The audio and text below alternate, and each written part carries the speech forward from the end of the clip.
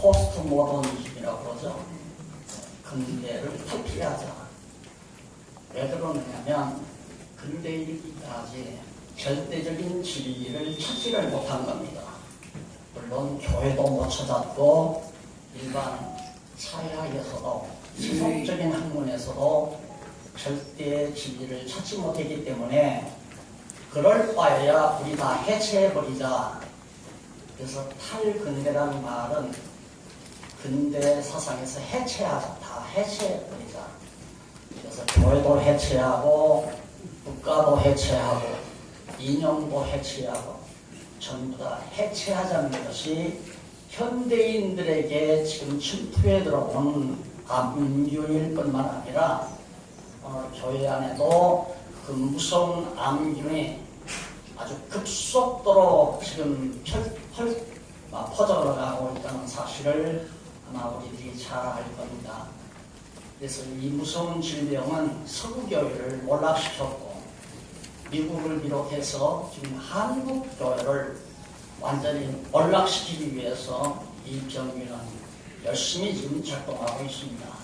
이런 처제에 우리가 정말 우리 한국교회 총체적으로 직면한 이 문제를 어떻게 접근해 갈 것인가 이구동성으로다 성경으로 돌아가자고 합니다. 하지만 성경으로 돌아가자고 말하면서도 성경 자체가 절대적인 진리라고 주장할 수 없을 만큼 흩어져 있습니다.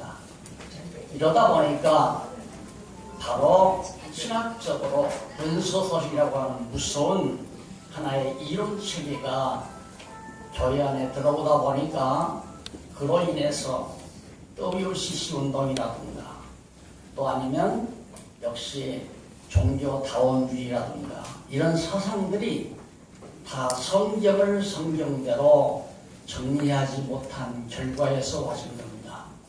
치료 방법은 성경을 성경대로 정리하지 못하면 방법은 없습니다.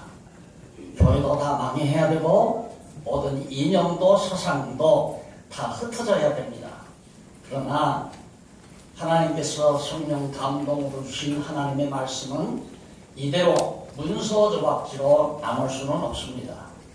마치 무엇과 같으냐면 아버지가 귀여운 자녀에게 바로 장난감을 사다 줬습니다. 로봇 장난감을 사다 줬는데 이 녀석이 그것을 다 분해해 가지고 다시 맞추지를 못하는 겁니다. 그러다 보니까 쓰레기 처리를 할 수밖에 없는 거죠. 서구학자들이 성경을 난도질을 했습니다. 깊이 연구한다고 해서 성경을 조각조각 냈다 이 말입니다. 그래놓고는 그것을 다시 조립을 못하는 거예요. 그래서 성경은 문서 조각지들이다. 여러 개의 문서들을 수집해 놓은 문서에 불과하다. 하나님의 말씀으로 믿지가 않습니다. 그러다 보니까 교회는 병들고 또 당연히 그렇게 되질 수 있는 것이 소위 보수주의 교단이라 하더라도 신학교에서 성경을 안 가르쳤어요. 성경을 아무도 모릅니다.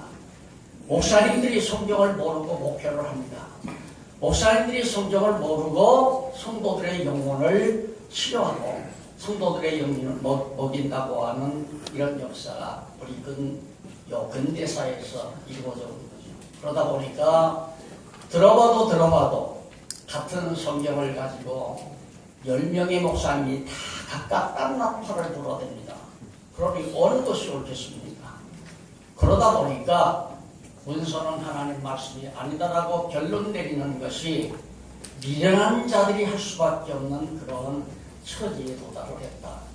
따라서 오늘 우리 한국교회가 총체적으로 직면하고 있는 이 질병을 고칠 수 있는 도저히 다른 방법으로는 이 암균을 퇴치할 수 없는 일이지만 오직 하나님의 귀한 말씀이 절대적인 진리다. 절대는 하나밖에 없습니다. 부인할 수가 없습니다. 우리 신학교에서 성경 해석학 공부할 때 성경은 하나의 의미로만 해석해야 된다고 공부합니다. 그렇지만 나와서 목회할 때는 성경을 다 각각 자기 마음대로 해석합니다. 목사님들마다 성경 해석이 다 다릅니다. 그러니까 오래 위에 지은 집과가 돼서 어려운 일이 부딪혀 보니까 한국 교회는 이렇게 무너지는 소리가 극심하게 날 수밖에 없는 오늘의 현장이 됐다. 그래서 제게 배당된 시간이 40분 남짓밖에 안 됩니다. 제가 여러분들에게 전하고 싶은 내용은 지금 이 자료에 어느 정도 정리가 돼서 나왔습니다만은 시간상 앞부분은 다 생략하고 바로 19페이지에 나오는 성경의 내용만을 여러분들에게 소개함으로 한국 교회를 치유할 수 있는 이 중한 병에서 벗어날 수 있는 남균을 지시할 수 있는 절대 진리의 내용이 무엇인가를 여러분 앞에 소개하려는 것이 이 강의의 주요한 목적입니다. 그 내용을 보면 우리가 학자들, 이런 신학자들의 성경관이 있습니다. 신학자마다 성경관이 다른데 가장 중요한 것은 예수님께서 성경을 어떻게 보셨는가. 예수님이 보신 성경관은 무엇이었는가 하면 다 무릎을 꿇어야 됩니다. 아무리 유명한 신학자라도 무릎을 꿇어야 됩니다. 예수님께서 보신 성경관 앞에는 아무리 명성이 있고 아무리 위대한 학자라 할지라도 당연히 손을 들고 무릎을 꿇어야 됩니다. 그럼 오늘은 간단하게 시간이 없으니까 예수님의 성경관에 대해서 간단히 소개를 해드리고자 합니다. 그 교환에 보면 제 교환이 마칠 때 끝날 무렵에 도표 하나가 나와 있습니다. 이 성경 내용 구도입니다. 성경 내용 구도. 아까도 말씀드렸습니다만 성경을 성경대로 바르게 해석하려면 해석학적으로 반드시 하나의 의미만을 가져야 되는 것이 원칙입니다. 성경이 2개의 의미도 있고 5개의 의미도 있다면 그건 거짓입니다. 그렇게 보는 것이 문서설자들이 지금 보고 있는 성경관입니다. 그러나 예수님은 성경을 단일 내용으로 단일 의미로 딱 정리해서 말씀하셨습니다. 자, 그 도표를 한번 살펴보시면서 짧은 시간에 정확하게 전달하기 위해서 제가 칠판을 이렇게 준비를 했습니다. 성경은 말씀이 태초에 말씀으로 계신 그 말씀이 하나님이죠. 말씀이고 하나님이었습니다. 말씀이 육신이 되어 우리 가운데 오셨다. 그분이 예수입니다. 이 예수님께서 성경을 어떻게 보셨는가? 요한복음 5장 39절에 보면 너희가 성경에서 영생을 얻는 줄 알고 성경을 선포하거니와 이 성경이 내게 대하여, 이 박용기가 아니라 예수님 자신에 대하여 증거한 것이다. 그럼 예수님 당시의 성경은 바로 구약성경입니다. 구약성경 자체를 예수님은 당신에 대해서 증거한 것이다. 그래서 누가복음 24장에 가보면 예수님께서 제자들에게 당신의 생애를 마무리하면서 하신 말씀이 있습니다. 부활하신 이후에 성경에 모세의 글, 모세와 및 선지자들의 글과 시편이 바로 내게 대하여, 예수님에 대하여 말씀한 것인데 그것이 이루어져야 하리라 하는 그것이 바로 예수님이 이 땅 내려와서 죽었다가 3일 만에 부활한 사건이다. 그러면 구약 성경 전체가 모세의 글과 모든 선지자의 글과 그 다음 시편이, 시가서가 전부가 다 예수님 자신에 대한 증거다 이 말이죠. 그런데 우리는 구약은 주일날에 설교하면 안 된다고 배웠습니다.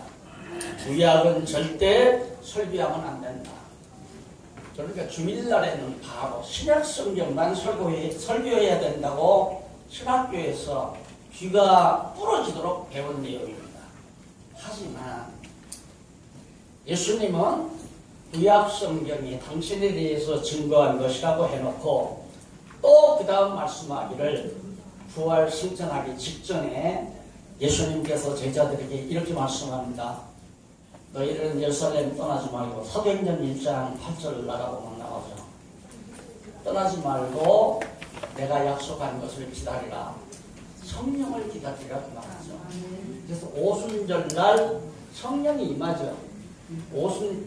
오순절에 성령이 임하는데 성령이 너희에게 임하시면 권능을 받고 유다와 사마리아와 땅 끝까지 이르러 내 증인, 박용기의 증인이 아니라 예수 그리스도의 증인이 되라고 가르칩니다. 그렇다면 신약 성경도 바로 신약 성경도 예수가 그리스도라는 사실을 증거하는 내용이죠. 그런데 문제는 구약은 예수를 그리스도로 보내겠다는 언약이에요. 언약 내용이에요. 신약은 예수가 그리스도로 오셨다는 성취 내용이라고 합니다. 성취 내용. 그러니까 구약에서 언약된 메시아가 즉 그리스도가 이렇게 왔다라고 하는 것을 증거하는 내용이 신약이란 말이죠. 그럼 문제는 왜 하나님께서 언약하시고 언약대로 왜 이루어 주시는가? 그것은 성경 전체를 통하여 신구약 성경 전체를 통하여 하나님 당신을 계시해 주기 위해서입니다. 성경이란 뭐냐? 하나님이 어떠한 분으로 살아계신가를 확증해 주는 것이 성경입니다. 그래서 하나님께서는 바로 당신의 이름이 여호와이심을 계시하기 위해서 성경 전체가 신구약 성경 전체가 당신의 이름이 고유명사인 하나님의 이름이 여호와라는 사실을 우리 인간 택한 백성들로 하여금 깨달아 알고 경외하며 섬기는 인간의 제일 되는 본분을 달성케 하시려고 바로 여호와이심을 계시하는 내용이란 말입니다. 오늘 말씀을 전하신 우리 목사님께서 출애굽기를 읽으셨습니다. 그런데 출애굽기 4장에 보면 어떤 말씀이 기록되어 있냐면 모세를 부르죠. 모세를 부르는데 모세가 이제 바로 앞에 갈 겁니다.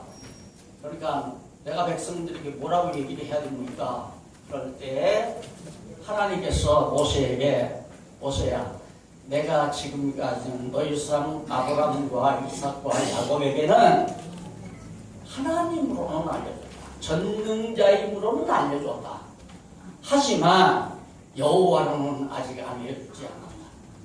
이제 내가 너로 이스라엘 백성들을 애굽 땅에서 건져내므로 여호와인 줄을 알게 하리라.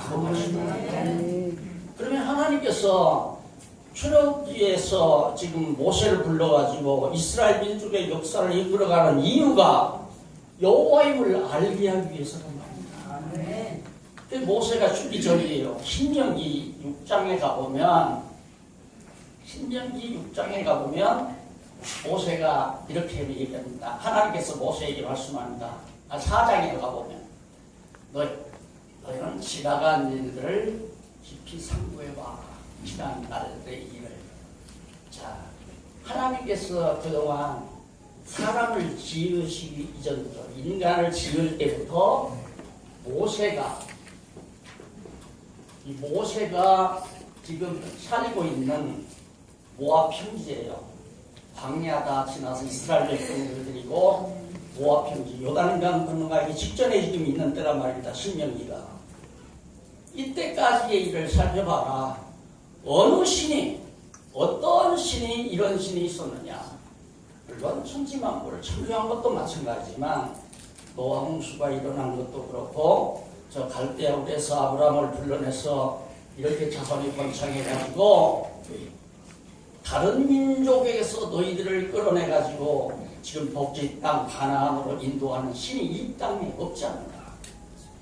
그러니 내가 지금까지 너를 통해서 이 신명기에 나오는 얘기, 너를 통해서 이스라엘 민족을 이렇게 이끌어낸 것은 이유가 있다. 내가 그렇게 하는 이유가, 그러니까 이유가 뭐냐면 여호와 하나님 외에는, 여호와 외에는 다른 신이 없는 것을 깨닫게 하려고 내가 그렇게 했다. 그럼 이스라엘 민족의 역사가 여호와만이 진짜 참신이고 살아계신 신이라는 것을 확증해주기 위해서 이스라엘 민족의 역사를 이끌어갔다 이 말이죠. 그게 지금 요단 동편 땅까지에서 말하는 얘기예요. 그럼 요단 동편 땅 말고 그 이후에 여호수아서나 사사기, 룻기, 사무엘서나 열왕기서나 역대기서나 이거 다 그건 아닌가? 아니에요. 그 하나님께서 역사하는 거예요. 그럼 이스라엘 민족의 역사를 왜 그렇게 역사하셨는가? 여호와 하나님 외에는 다른 신이 절대 없다는 사실을 알게 합니다. 그러면 우리가 구약성경을 보면 11장까지는 창조사건과 노아 홍수사건으로 11장까지는 정리가 돼요. 아브라함이 12장부터 하면서 이스라엘 민족의 조상이에요.